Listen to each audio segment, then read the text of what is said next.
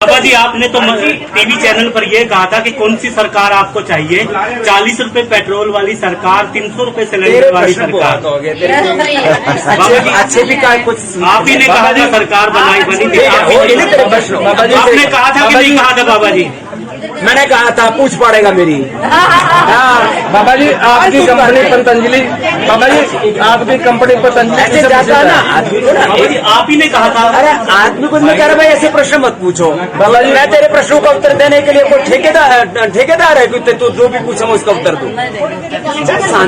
जब एक बात कह दी थोड़ा सभ्य बनना सीखो। आप ये बताओ एक मिनट, सभी टीवी चैनल पर आप ही की बाइट चली थी और लोगों अरे ने भाई विश्वास किया। मैंने दी थी और अब नहीं देता, कर ले क्या करेगा?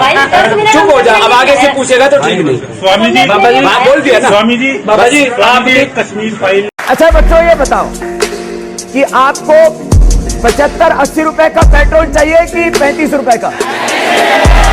तो आपको जो 35 रुपए का पेट्रोल दिलाएगा उसको वोट दोगे या 75-80 दिलाने वाले?